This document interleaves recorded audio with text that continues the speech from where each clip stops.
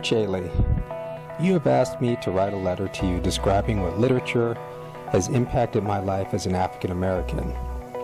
This is a very difficult topic as I have read numerous books, both fiction and nonfiction, on the subject of race, discrimination, and racist ideas. Reflecting on all the books I have read, there are two which were most impactful in my life: the autobiography of Malcolm X and Man's Most Dangerous Myth, The Fallacy of Race. As you know, I was born in 1964, the year the Civil Rights Act became law. America had just begun the journey of cleansing itself of its racist past by codifying laws to protect the rights of black people, who would later be known as African American. I first became aware of my so-called race when I was in kindergarten, and more acutely aware when I reached elementary school. Philadelphia is one of the most racially polarized cities in the North. Becoming aware of my quote-unquote blackness occurred primarily in the context of malicious racist verbal assaults on me or my sister, your Aunt Carla. And the funny thing about racism is it's unencumbered by social status or geography. I was called the N-word at the elite private school I attended, as well as at the YMCA, the membership of which consisted of middle to lower class whites.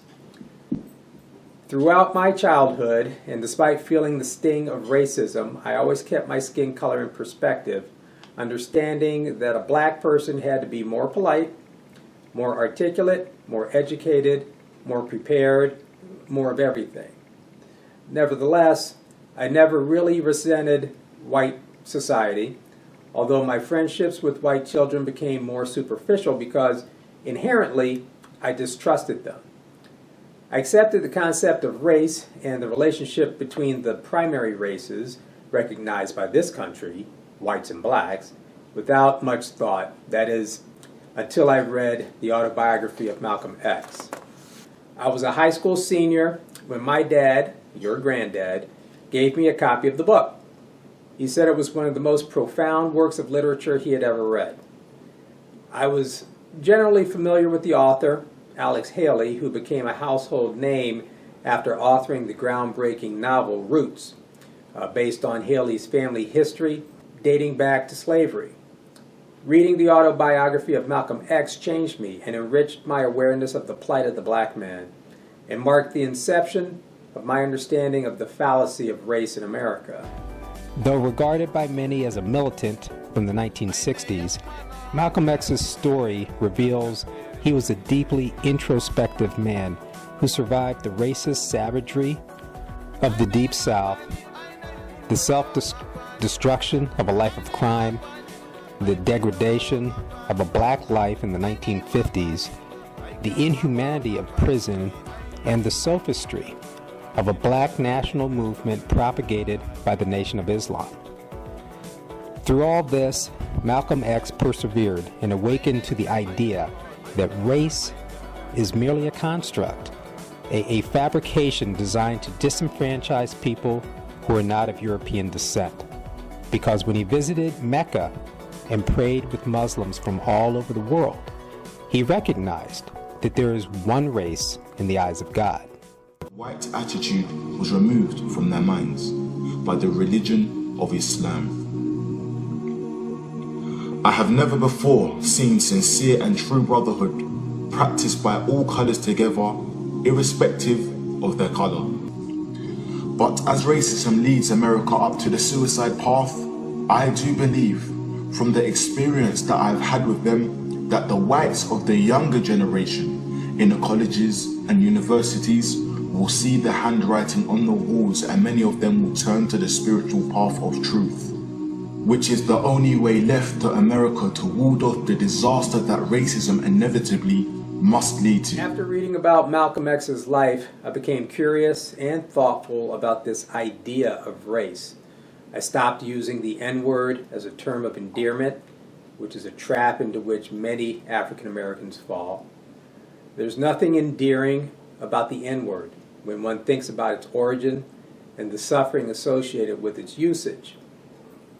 When others ridiculed Tiger Woods for describing himself as Cablinasian, a combination of Caucasian, Negro, and Asian, I embraced his self-description and asked myself the question, why am I black?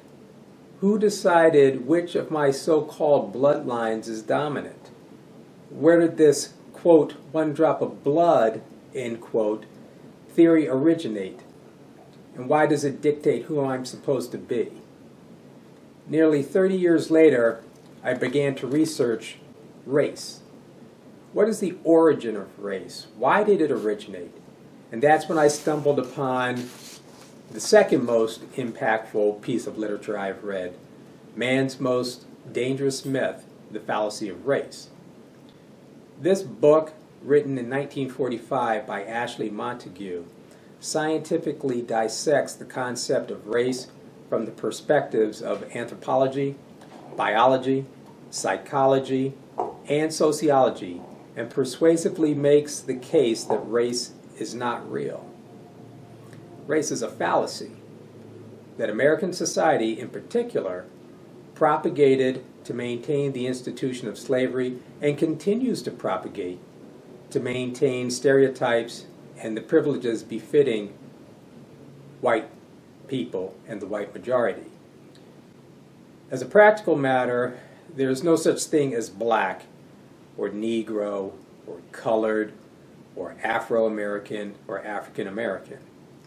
These are all just labels society has imposed on a population of people which shares one arbitrary connection, and that is having an ancestor from Africa. Since Alex Haley's roots, American society has been obsessed with the family history. In recent years, this obsession spawned the website Ancestry.com. Nevertheless, understanding one's ancestry and understanding one's so-called race requires an introspective look at the history of the race concept. Before the mid-1700s, the word race, as defined today, did not appear in any dictionary. It was not part of our collective vocabulary.